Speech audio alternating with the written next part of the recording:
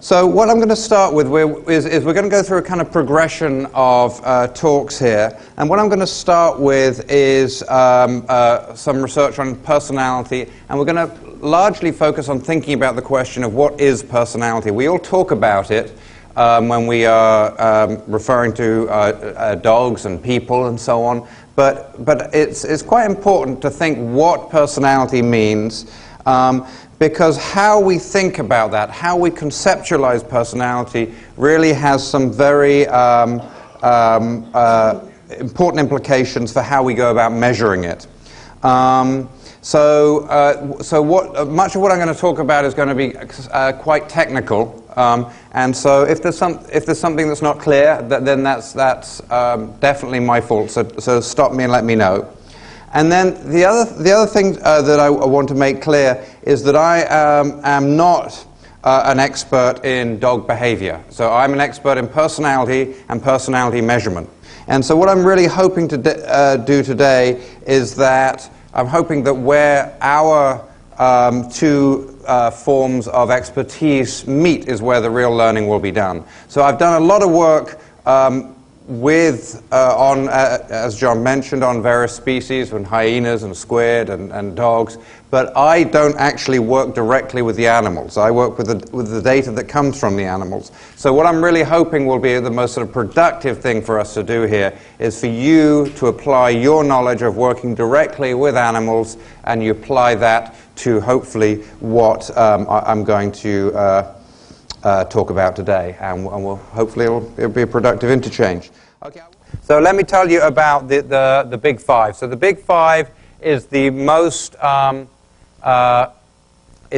widely used and most widely accepted system of personality in the scientific domains. Now, many of you have probably heard of the Myers-Briggs or the MBTI, and so that is by far the most popular system for understanding personality, but it's not really based on very good science. So this is kind of like the Big Five is like the MBTI if it was based on solid science. Who here has heard of the MBTI or the Myers-Briggs? All right, everybody who knows their score, what their types. Okay, yeah, and it's great. It's very appealing. It's fun, a lot of fun, and very compelling. And I think there is something to it. It's sort of getting at some of the same sorts of things, but the way it was developed, it just wasn't developed very systematically. Okay, so I'm going to tell you a little bit about these dimensions, because quite a lot of the work, because it is the most widely used system in scientific circles right now, because of that, what that means is that one of the useful things is that if you read personality research in the human literature, nearly everybody's talking in terms of the Big Five. So I'm going to show you a few findings. I'm going to show you some typical sort of age trajectories of these Big Five, so you can see where you're likely to be going over the next years and where you've come from. So the jingle fallacy is using the same name to refer to different constructs, and you see a lot of that. So for example, when people say dominance, or, as we saw today, when people say aggression, people have like 15, they mean different things. They mean different things. So in my review of the literature, like for example, we looked at, the term excitable. One definition was readily roused into action, responsive to stimuli, impatient and high-strung. I can't remember what species that was.